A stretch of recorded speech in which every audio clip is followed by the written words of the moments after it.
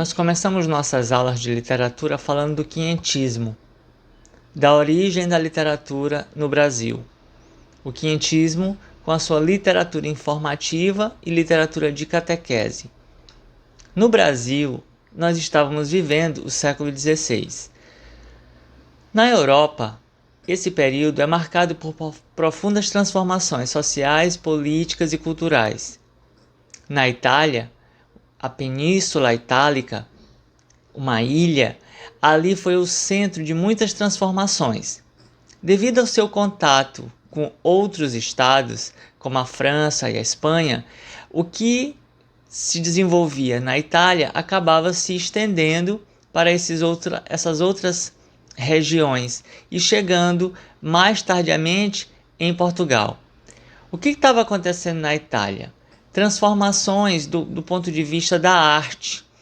O artista italiano se volta, ele traz como uma questão de orgulho de sua identidade de povo, ele se volta para a tradição clássica.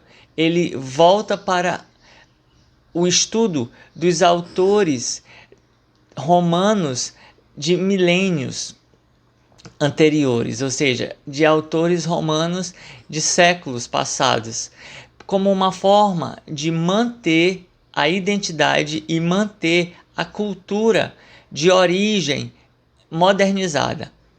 Então, nesse período, os autores, escultores, arquitetos, eles voltam a sua concepção de arte para a ideia da universalidade, para a ideia dos temas que tão importantes eram para os romanos da época clássica e para os gregos também da época clássica. Essas revoluções foram importantes e na Itália, na Península Itálica, houve um movimento que ficou chamado como Renascimento. Esse nome previa essa ideia de renovar, de sair de uma concepção teocêntrica, medieval, em que havia valores em que submetiam o homem a Deus, submetiam o homem a valores de subserviência, a valores de dependência, a valores de acreditar na fatalidade do destino, e devido a uma nova concepção de vida, por causa do desenvolvimento da ciência, por causa do desenvolvimento das fronteiras, novos mundos estavam sendo descobertos, a teoria de que a Terra não era plana, mas redonda, a concepção de que havia outras regiões a serem descobertas, outras pesquisas científicas mostrando a biologia do corpo humano, a medicina se desenvolveu muito nessa época, o estudo da anatomia, da química, da física e o desenvolvimento da economia, fazendo com que surgisse uma pequena camada social rica, chamada de burgueses, de burgo, que era o nome que se dava às primeiras povoações, as primeiras cidades, eram chamadas de burgos, e, portanto, essas cidades tinham um desenvolvimento econômico, e os que eram comerciantes, os que pertenciam a essa classe que desenvolvia economicamente através de prestação de serviços, produtos que eram feitos, ferreiros, artesãos, que vendiam peças feitas de barro, ou seja, os primeiros comerciantes começaram a fazer riqueza, e essa classe chamada de burguesa se desenvolveu. Então havia uma evolução muito grande nesse aspecto. O homem ele passou a voltar para não mais o olhar para Deus e a concepção do que a igreja dizia como certo. O homem passou a fazer seu próprio destino, a acreditar nisso. E, portanto, nesse período, a igreja ela vai ter uma perda, ela vai perder em moral, ela vai perder em concepção de verdade. As respostas que ela trazia não mais vão satisfazer o espírito do homem dessa época, do homem do século XVI. E é por isso que nessa época vai acontecer essas transformações a nível de arte. No entanto, apesar de haver essas transformações, o poder da igreja é muito forte.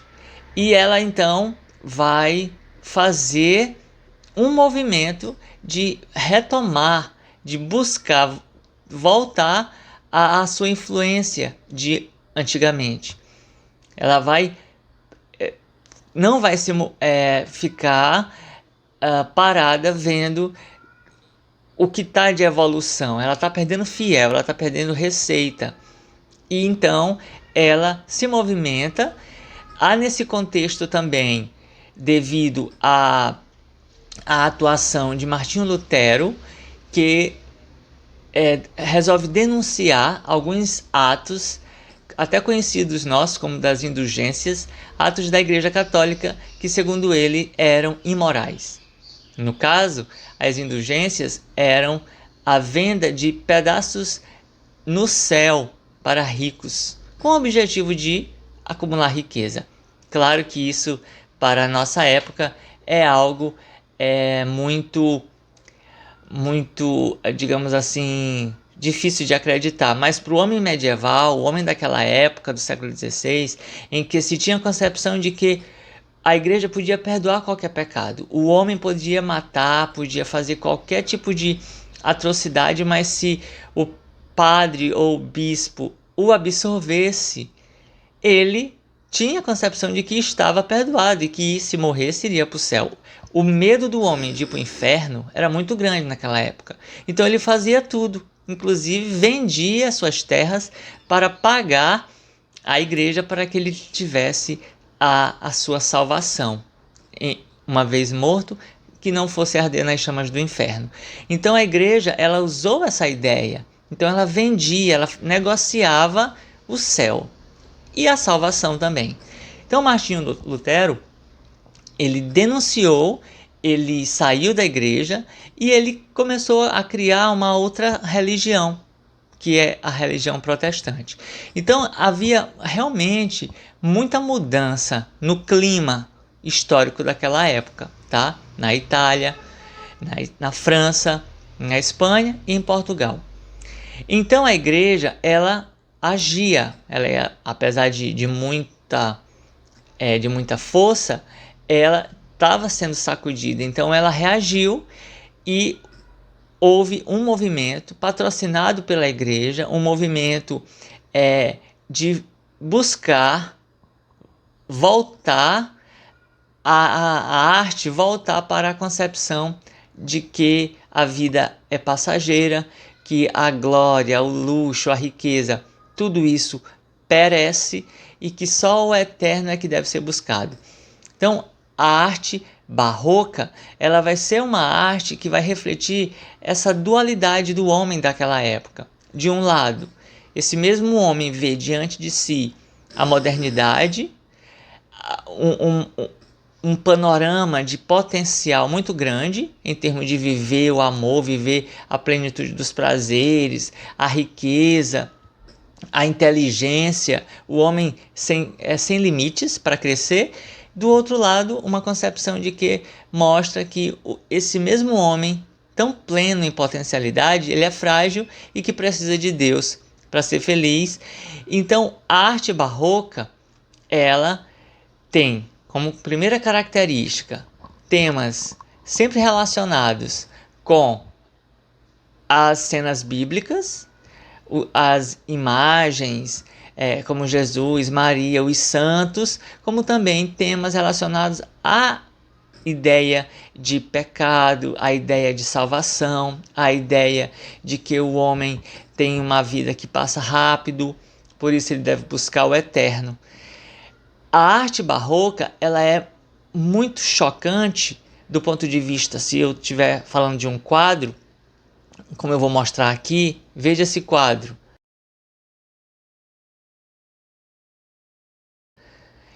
ela é muito chamativa porque ela tem o objetivo de enfocar essa atenção.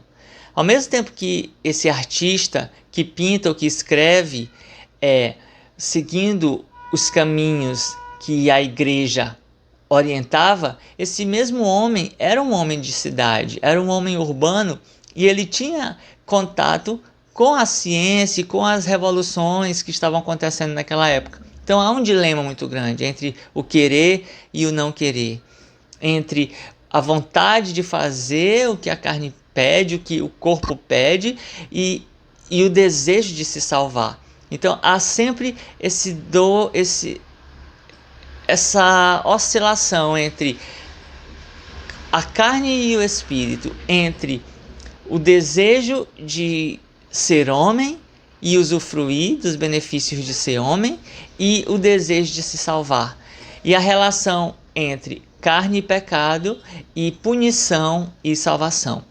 A arte barroca, então, ela traz como características principais esse dilema do homem dessa época, dividido entre a razão da ciência, da objetividade, do comércio, de uma vida nunca antes vivida e condenada muitas vezes pela igreja, e do outro lado, essa mesma igreja tentando forçar o homem a se submeter novamente a certos valores que o homem até cumpria, mas só como maquiagem, como máscara, como aquela pessoa que vai à igreja como, digamos assim, ritual, só da boca para fora. A palavra era mais da boca para fora e não descia ao coração. Então, do ponto de vista externo, se fazia algo, mas do ponto de vista interno, se queria outras coisas.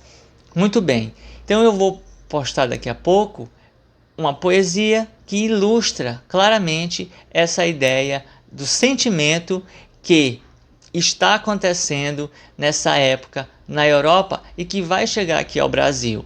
Depois do quinhentismo, teremos o barroco aqui.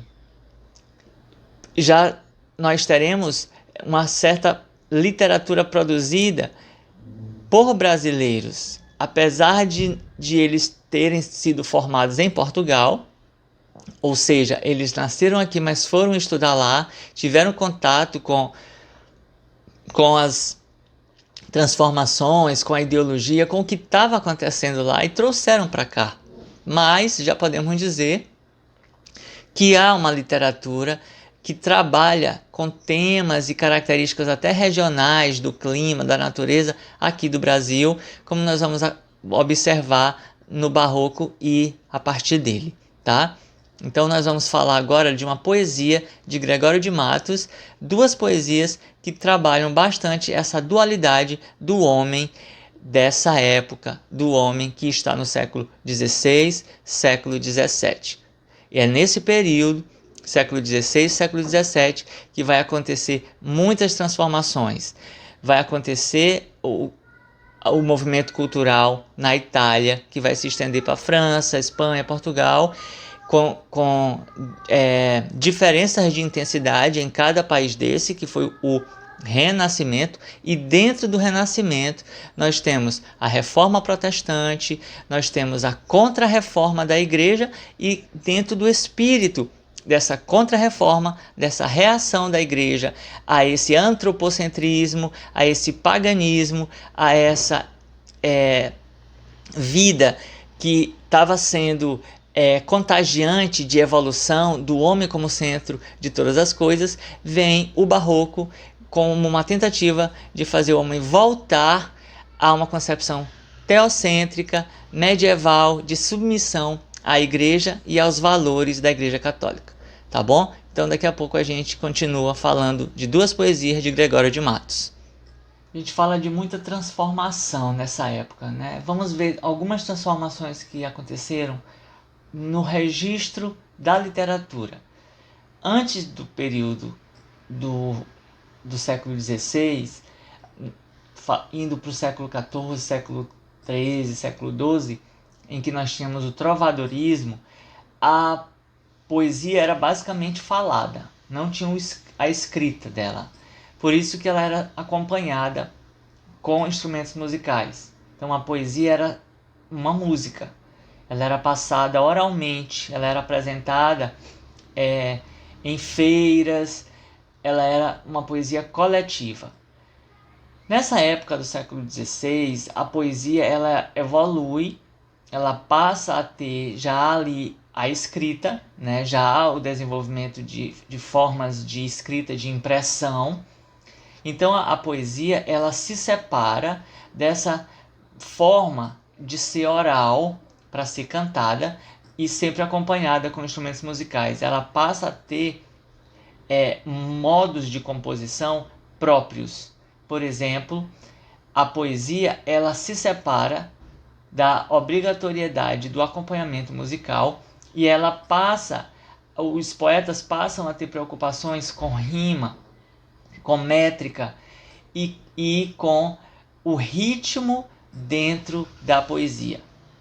Eles se preocuparam em dar musicalidade à poesia e essas características são dessa época. Eu vou ler para vocês um exemplo de uma poesia humanista e que traz algumas características das que eu falei ainda há pouco, que é a rima, que é o ritmo marcado pela repetição de palavras, pela repetição de consoantes, pela repetição de sons vocálicos, tudo isso para dar musicalidade à poesia, mas não a dependência com instrumentos musicais. Essa produção é do João Ruiz de Castelo Branco. Cantiga sua partindo-se é o título. Senhora, partem tão tristes meus olhos por vós, meu bem, que nunca tão tristes vistes outros nenhuns por ninguém. Tão tristes, tão saudosos, tão doentes da partida, tão cansados, tão chorosos, da morte mais desejosos, 100.000 vezes que da vida. Partem tão tristes os tristes, tão fora de esperar a bem, que nunca tão tristes vistes outros nenhuns por ninguém. Observe que o tema é um tema de partida. Essa época é a época do desenvolvimento do mercantilismo, das grandes viagens para a descoberta de novos povos. Então essa ideia da partida é muito apropriada para aquela época. E você observa que já tem aqui uma questão amorosa, uma questão de saudade. Essa forma de tratar a senhora, tratar a amada com essa superioridade, é uma tradição que vem desde as cantigas trovadorescas. Essa concepção do poeta se colocar como um vassalo e a amada como uma senhora, e muitas vezes colocar também o amor impossível entre eles. Isso são características que vêm desde o trovadorismo. Isso para você observar que na literatura as coisas vão sempre se somando, né? O passado com o presente. Entender o passado é fundamental para entender o presente, isso quando se fala de literatura. Você observou que ele utiliza bastante sons com a consoante T.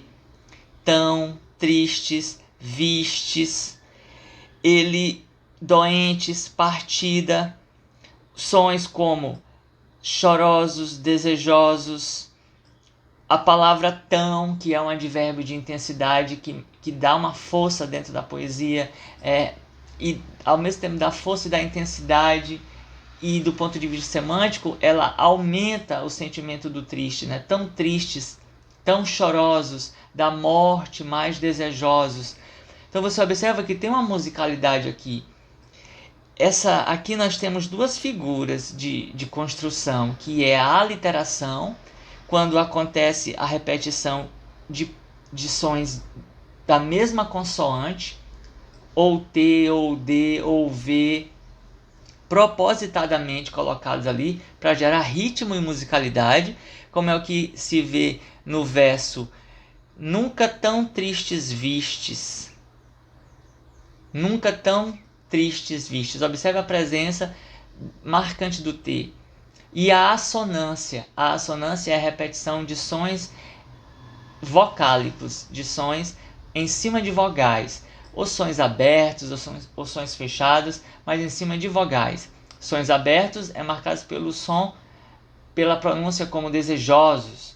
Sons fechados como tão, mas em cima de vogais. Então, quando ele coloca o exemplo de assonância, nós temos tão tristes, tão saudosos, tão doentes da partida, tão cansados, tão chorosos da morte, mais desejosos. Saudosos, esse som aqui. Cansados, chorosos, morte, mais desejosos. Então aqui a presença do O, tanto aberto e fechado, é marcante nesse verso. Então isso é um recurso de composição. Ainda hoje, são os dois principais recursos de composição das músicas, é a aliteração, a repetição de consoantes, e a assonância, que é a repetição de sons vocálicos. E a rima, né? Você observa que ele usa a rima rica aqui, a rima rica é quando o som idêntico nos finais dos versos ou dentro dos versos, mas há uma identificação de som, eles pertencem a classes gramaticais diferentes. E a rima pobre é quando esses sons eles são trazidos por classes de palavras iguais. Por exemplo, coração e paixão. Coração e paixão são dois substantivos, então essa rima seria pobre. Quando eu tenho tristes e vistes, é uma rima rica aqui, porque tristes é um adjetivo e vistes é um verbo. E ele coloca isso, ó. Senhora, partem tão tristes meus olhos por vós, meu bem, que nunca tão tristes vistes outros nenhuns por ninguém. Tristes com vistes, adjetivo e verbo. Bem é advérbio, ninguém é pronome. Considerando aqui a rima, a sequência seria AB, AB. Aí, tão tristes, tão saudosos, tão doentes da partida, tão cansados, tão chorosos, da morte mais desejosos, 100.000 vezes que da vida. Partida, doentes da partida, partida substantivo, vida, substantivo, aqui já teria uma rima pobre. Esse nome pobre é só por causa que as classes de palavras são iguais, mas elas têm tanto a rima rica como a rima pobre, dependendo de como ela é colocada no poema, ela tem seu efeito literário, tá? O seu efeito de arte. Muito bem, então essas duas características da poesia, agora com aliterações e assonâncias, é uma inovação literária dessa época do humanismo. Outra inovação super importante também dessa época é a que vai acontecer com a forma fixa da poesia, o soneto, que vai ser criado, essa forma fixa de 14 versos divididos em 2 quartetos e 2 tercetos, ou seja, 2 estrofes iniciais com 4 versos e 2 estrofes finais com 3 versos, vai ser uma inovação de Francesco Petrarca, um florentino, que vai influenciar toda a maneira de compor daquela época. Inclusive Camões vai fazer muita poesia em soneto. E o soneto ainda hoje é uma estrutura muito utilizada pelos poetas. O soneto, podemos assim dizer, é a forma mais universal de trazer a poesia. A poesia, quando ela está em um soneto, só em você observar o soneto, você já observa que ali é uma forma clássica, é uma forma que respeita uma estrutura fixa, e essa estrutura é renascentista, essa estrutura da poesia dividida em 2 quartetos e 2 tercetos, formando 14 versos, e uma estrutura de rima externa também muito característica. Muitas vezes era AB-AB, AB-AB, C-DC, D-C-D. 14 versos. AB-AB, AB-AB, C-DC, D-C-D. Essa estrutura era fixa e os poetas seguiam. Camões seguia. Eu estou falando de uma época com nomes importantíssimos que ainda hoje nós temos como muita influência. Nomes inesquecíveis, nomes que não vão se superar nunca, como Luís de Camões e como, na Inglaterra, Shakespeare. Essa é a época desses nomes. A época do Renascimento é a época desses homens, desses poetas, desses escritores que marcaram a humanidade até os nossos dias. O soneto, então, vai ser uma forma utilizada nesse período. Esse período do século XVI, século XVII, século XVIII, até no romantismo, quando a gente chegar ali na metade do século XIX, né, que eu estou falando século XIX é o que? 1836, 1840, esse período que é a poesia romântica, ali a metade do século XIX, ainda o soneto vai predominar. Então o soneto ele perdura, ele tem durado como uma estrutura clássica de poesia desde o século XVI. E o criador dessa estrutura foi Francesco Petrarca. Então, aqui no Brasil, quem cultuou essa literatura barroca, que eu falei que o espírito daquela época, apesar de estarmos vivendo o Renascimento, mas havia tensões ali, tensões do espírito do homem, dividido entre antropocentrismo, teocentrismo, evolução e igreja. Então, há o surgimento desse espírito do barroco. E aqui no Brasil, a gente tem o nome de Gregório de Matos, o nome mais importante do barroco, e ele vai cultuar os valores cristãos, a ideia da salvação, do pecado, e ao mesmo tempo que ele vai trazer uma certa sensualidade para o soneto, porque ele vai falar também de temas mundanos, da paixão, ele vai falar de amor, que é impossível não falar de amor quando se fala de poesia, né? E inclusive o Gregório de Matos ele tem uma produção dividida em poesia sacra, poesia lírica e poesia satírica. Poesia sacra, conjunto de sonetos que falam de temas relacionados à igreja. Poesia lírica, temas relacionados ao amor.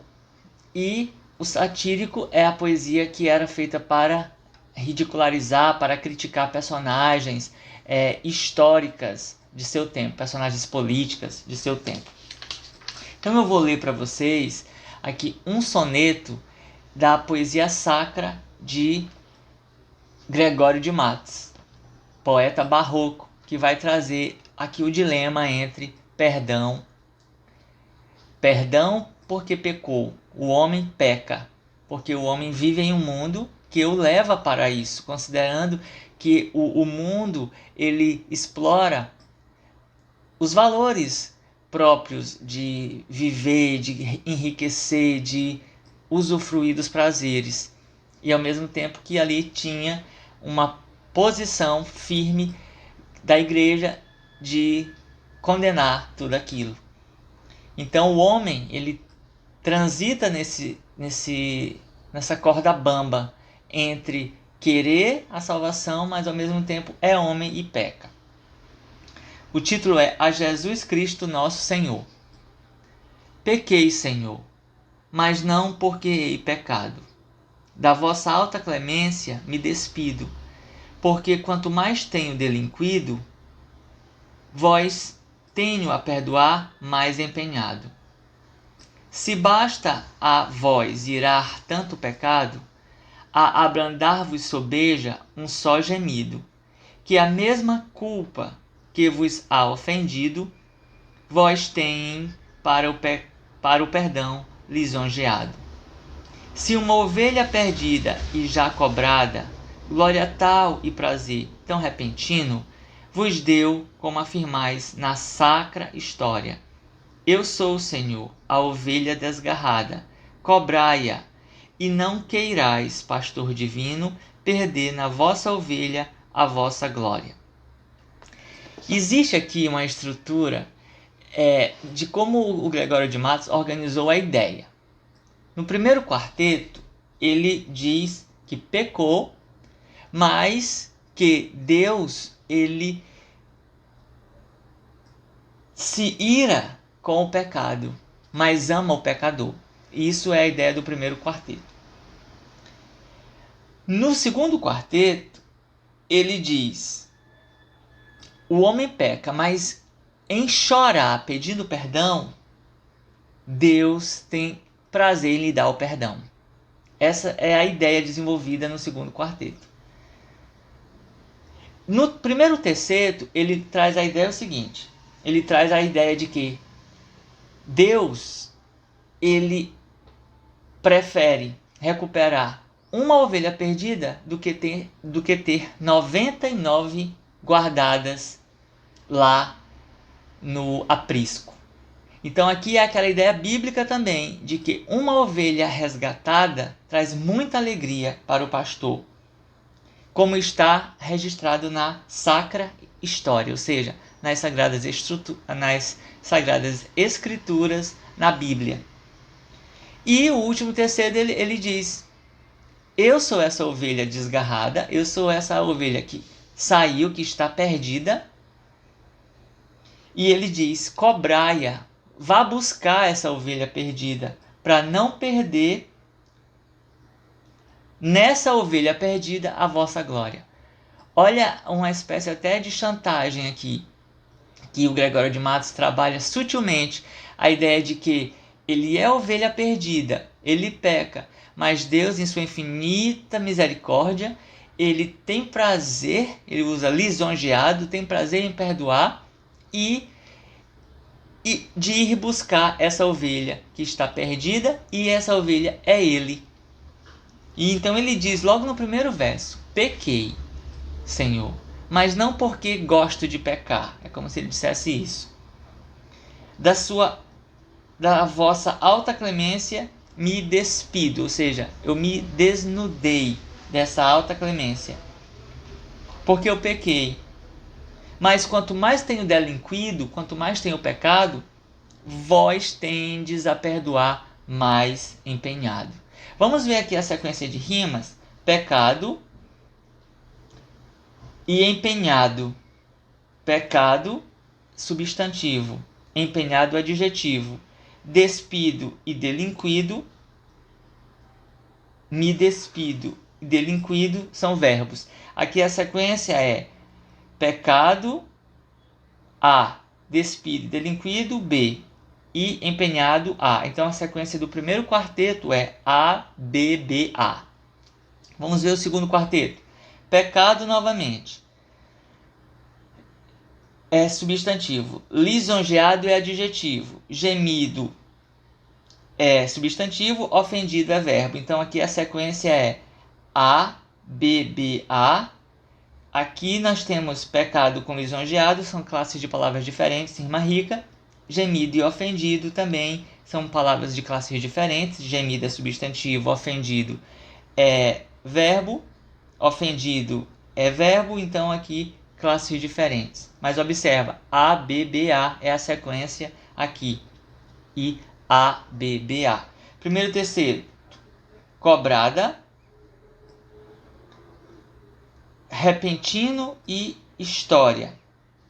Cobrada, repentino e história. Desgarrada, divino, glória. Então aqui a gente tem a sequência C, D, C, C, D, C. Aqui a sequência é igual nos dois tercetos, igual nos dois primeiros quartetos, ou seja, nos dois quartetos, e igual também nos dois tercetos. A, B, B, A, B, B, A, C, D, C, C, D, C. Então observa o tema. E existe aqui, se a gente for analisar essa poesia mais detidamente, é um outro vídeo desse, mas você já observa a temática do homem barroco trazida aqui, nesse caso da poesia sacra de Gregório de Matos. O tema da salvação, do perdão, é um tema religioso. Vamos ver aqui uma outra poesia dele, que já fala da vida com os seus enganos, como que traz a ideia de que a vida é passageira, a vida é como uma flor que desabrocha ao amanhecer e que ao entardecer murcha e se perde. Assim, ele trabalha essa ideia da vida mundana, que é vaidosa, e que a vaidade, assim como a flor, ela tem seu auge, mas depois morre.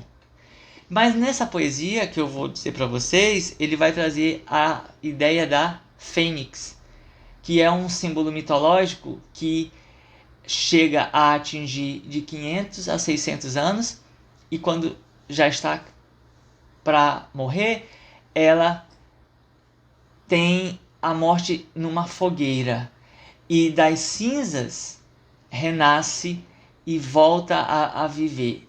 Esse símbolo da fênix como que representa a ideia de que essas paixões humanas, a vaidade, ela nunca vai ter fim. Ele traz essa ideia da mitologia através da figura da fênix, porque indica que isso é do homem, então nunca vai ter fim. Esse ciclo, né, da vaidade, da beleza, da morte e do renascimento, do que o homem sempre carrega em si, que é o seu ego, a sua vaidade. Aí ele traz a poesia assim. Os títulos das poesias barrocas são longos, são assim, bem explicativos. Aqui o título dessa é Desenganos da Vida Humana Metaforicamente. Desenganos. É o mesmo que enganos. Aí vem. É a vaidade, Fábio, nesta vida, rosa, que da manhã lisonjeada, púrpuras mil, com ambição dourada, airosa rompe, arrasta presumida. É planta que de abril favorecida, por mares de soberba desatada, florida, galeota empavesada, sulca ufana navega destemida. É nau, enfim, que em breve ligeireza, com presunção de fênix generosa, galhardias apresta, alentos preza. Mas se planta, se rosa, nau vistosa, de que importa, se aguarda sem defesa, penha a nau, ferro a planta, tarde a rosa. Essa é uma poesia muito complexa, é uma poesia de análise complexa, e eu vou deixar para fazer a análise dela em um próximo vídeo que vai dar sequência, porque ela tem uma análise complexa e eu não quero fazer uma análise limitada, tá bom?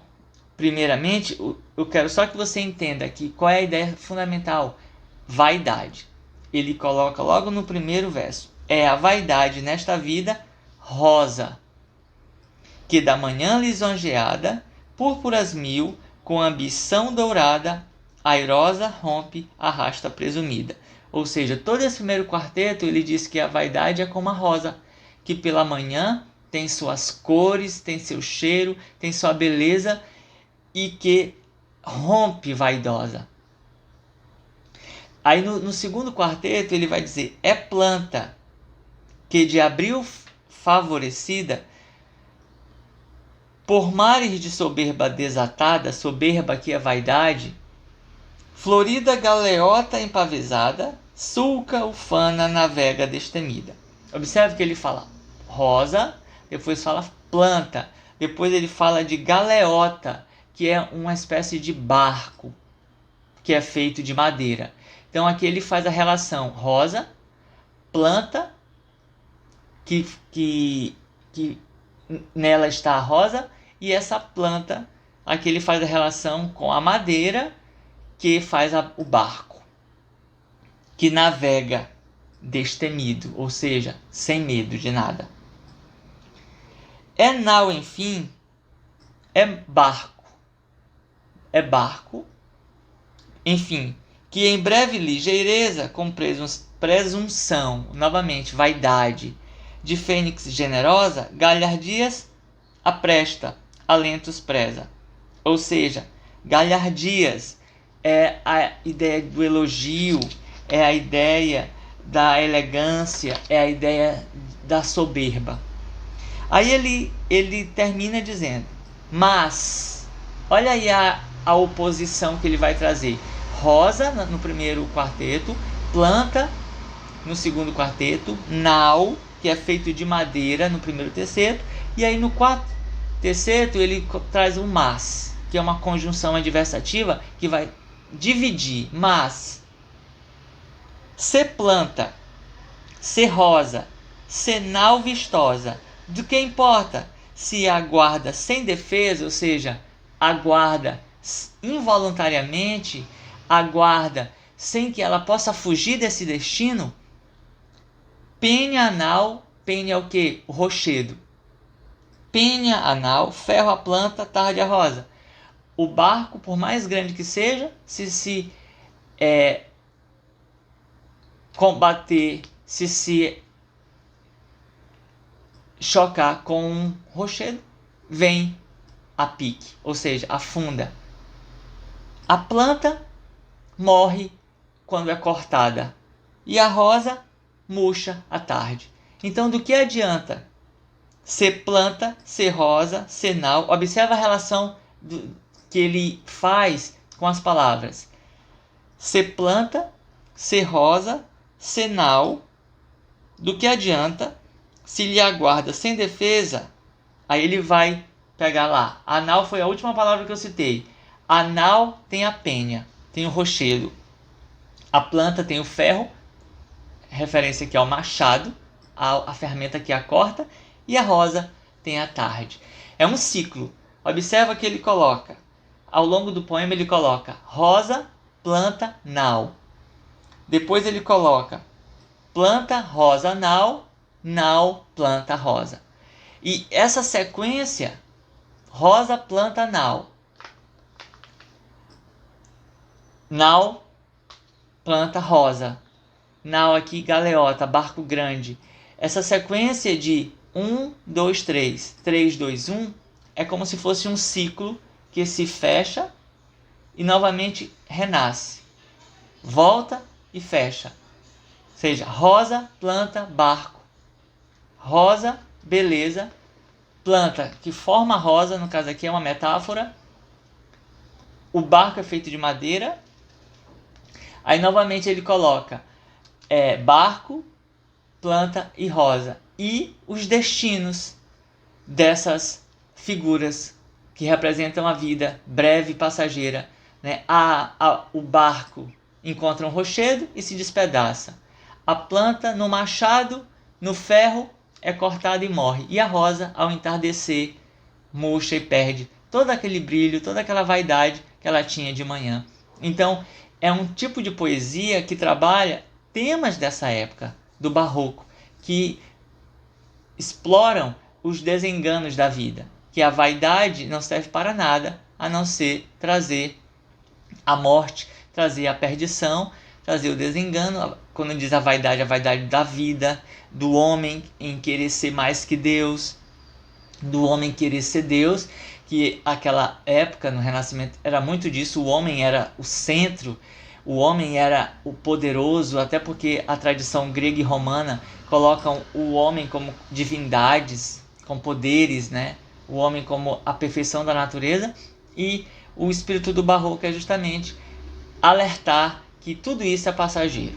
Então é uma poesia super interessante de Gregório de Matos, dentro desse tema desenvolvido nessa época, o tema tanto o tema religioso como da passagem da vida e dos destinos, que tanto de uma forma ou de outra sempre trará a morte, e portanto devemos nos preparar para a vida que vem após ela. Então essa é uma ideia importante do barroco.